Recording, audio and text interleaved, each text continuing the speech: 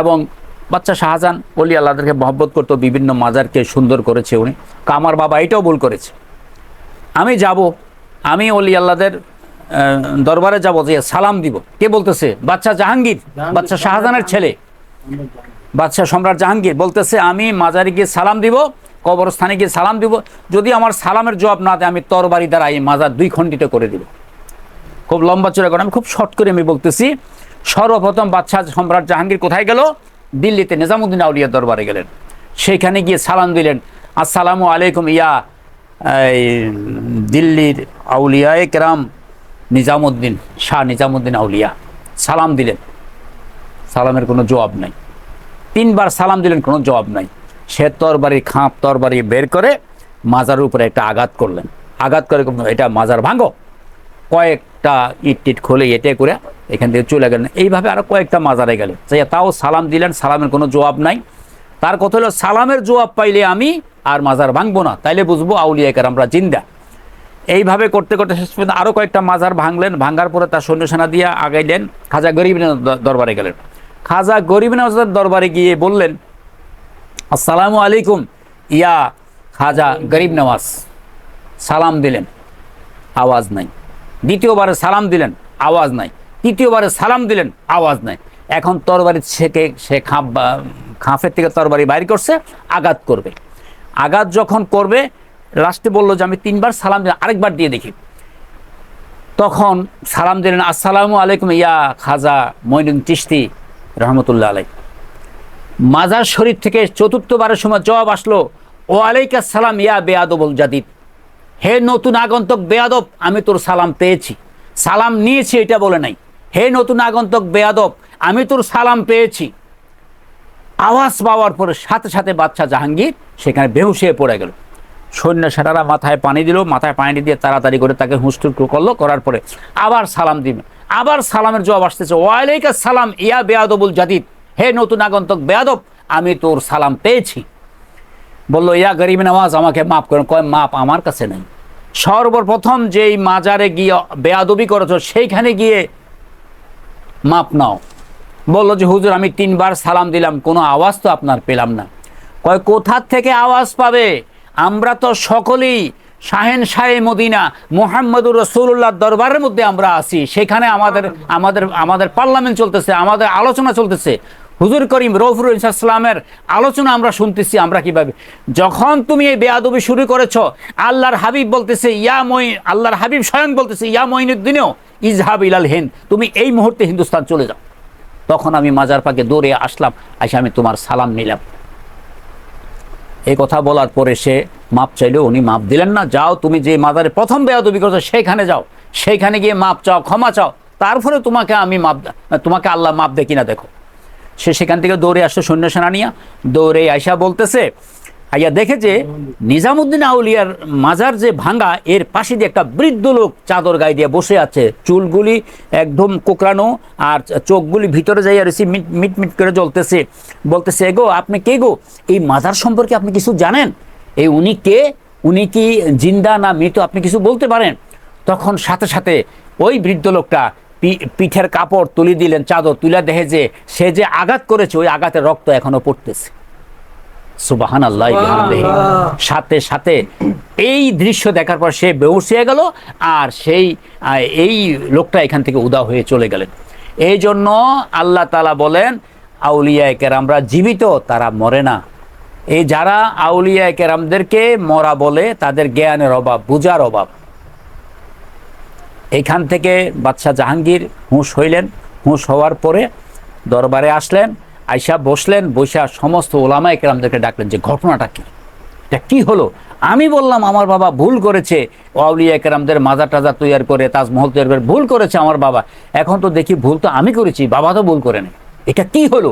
একটা হলো হুজুর গরিব নওয়াজের দরবারে, আরেকটা হলো শাহ নিজামুদ্দিন আউলিয়ার দরবারে। কুতুবুল মারফত কিতাবের মধ্যে এই ঘটনাটা উল্লেখ আছে। উনি বলতেছে, উনি সেখান থেকে আইসা আলেম ওলামাদেরকে ডাকলেন, সমস্ত বড় বড় আলেমদেরকে ডাকলেন। ডাইকা বললেন যে এরকম একটা ঘটনা, আমি এটা থেকে মুক্তি পাইতে পারি কিভাবে?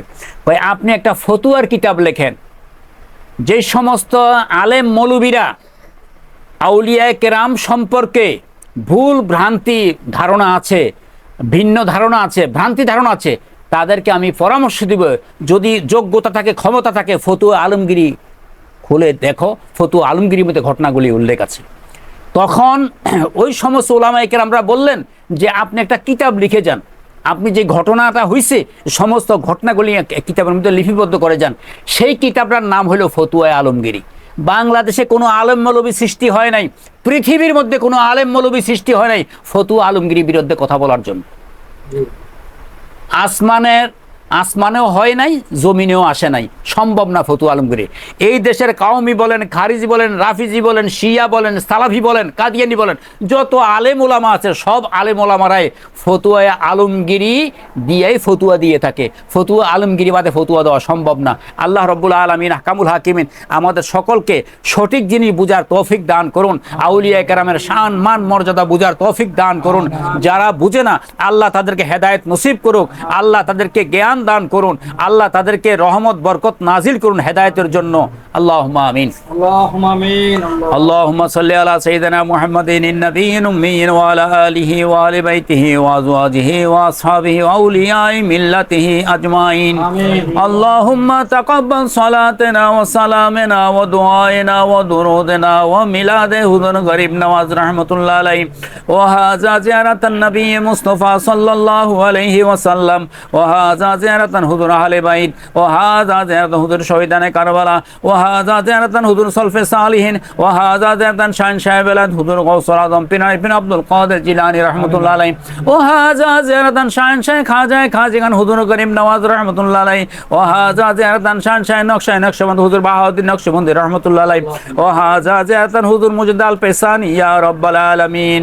ফজল কর ইয়া রব মুহাম্মদ মুস্তাফা की वास्ते सैयद कौनैन शाही अंबिया की वास्ते हम गुनाहगारों पे तेरी मेहरबानी चाहिए या इलाही रहम फरमाओ शान अहले बैत की वास्ते या इलाही रहम फरमाओ शहंशाह शहीद करबला की वास्ते या इलाही रहम फरमाओ शहंशाह हुजूर बगदादी हुजूर गौसुल आजम बगदादी की वास्ते या इलाही रहम फरमा हुजूर खाजाए खाजेगान हुजूर गरीब नवाज की वास्ते रब्बना आतिना फिद दुनिया हसनाताও ওয়া ফিল আখিরাতি হাসানাতাও ওয়া কিনা আযাবান নার। আল্লাহ আমরা যারা মিলাদে পাকের মধ্যে হাজিরা দিলাম আমাদের জীবনের গুনাহ খাতা maaf করে দিন। আয় আল্লাহ আমাদের মা বাবার গুনাহ খাতা maaf করে দিন, আমাদের পরিবার পরিজন ছেলে মেয়েদের গুনাহ খাতা maaf করে দিন।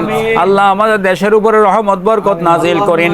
আয় আল্লাহ বিশেষ করে সুলতান বাংলা হযরত শাহজালাল রহমতুল্লাহ দরবারের সওয়াবটুকু কবুল ও মঞ্জুর করে নিন। হুজুর নাসিরুদ্দিন সিফাই সালাত দরবারে কবুল ও মঞ্জুর করে নিন। হুজুর শাহ পুরান রহমতুল্লাহ দরবারে কবুল ও মঞ্জুর করে নিন। শাহ সুন্দর রহমতুল্লাহ দরবারে কবুল ও মঞ্জুর করে নিন। শাহ গুলাব শাহ শাহ ফজল শাহ শাহ আব্দুল্লাহ গাজীপুরের শাহ সুফি কাজী আলনাজ খন্দকার শাহ সুলতান আল বুখারীর দরবারে কবুল ও মঞ্জুর করে নিন। হযরত শাহ কামাল শাহ জামাল ইয়ামানির দরবারে কবুল ও মঞ্জুর করে নিন। আল্লাহ মিলাদের সওয়াবটুকু মরহুম শ্রমণ সাহেবের আত্মার উপরে কবুল ও মঞ্জুর করে নিন। আয় আল্লাহ ওনার সুযোগ্য সন্তান খাদেম শফিকুল ইসলাম সাহেবের আত্মার উপরে কবুল মঞ্জুর করে নিন। আয় আল্লাহ শফিকুল ইসলাম সাহেব বাবা মা দাদা নানা শ্বশুর শাশুড়ি আত্মীয় স্বজন যারা দূরে থেকে বিদায় নিয়েছে আল্লাহ কিয়ামত পর্যন্ত কবর আযাব মাফ করে দিন। আয় আল্লাহ আমাদেরকে আস্তানায় হুজুর গরিব নামাজটাকে আল্লাহ আমাদের মধ্যে ফিরিয়ে দিন। আল্লাহ আস্তানায় হুজুর গরিব নামাজকে আমাদের মধ্যে ফিরিয়ে দিন আল্লাহ। আয় আল্লাহ বিশেষ করে বাংলাদেশের উপরে রহমত বরকত নাজিল করুন। আল্লাহ আমার মা বোনেরা হাত তুলেছে, মা বোনদের দোয়াকে কবুল ও মঞ্জুর করে নিন। আল্লাহ যারা ঋণ আছে ঋণ থেকে মুক্ত করে দিন, যারা বিমার আছে বিমার থেকে শাফা আজলা কামরা নসিব করুন। আল্লাহ আমাদের মধ্যে যারা ঋণগ্রস্ত আছে ঋণ থেকে মুক্ত করে দিন, যারা বিমার আছে বিমার থেকে হেফাজতে দান করুন। আল্লাহ আমাদের কলবে কলবে আহলে বাইতের মহব্বত, শহীদানে কারবালার মহব্বত, আউলিয়ায়ে কেরামের মহব্বত ভালোবাসা দিয়ে সিনাকে ভরপুর করে দিন।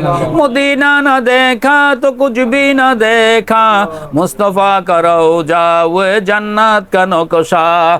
আয় আল্লাহ বিশেষ করে আল্লাহ মুসলমানদের ঐতিহ্যকে আল্লাহ তুমি রক্ষা করো আল্লাহ। আল্লাহ ইহুদি নাসারা খ্রিস্টানদের অত্যাচার ব্যভিচার থেকে বিশ্বের মুসলমানদেরকে রক্ষা করো আল্লাহ।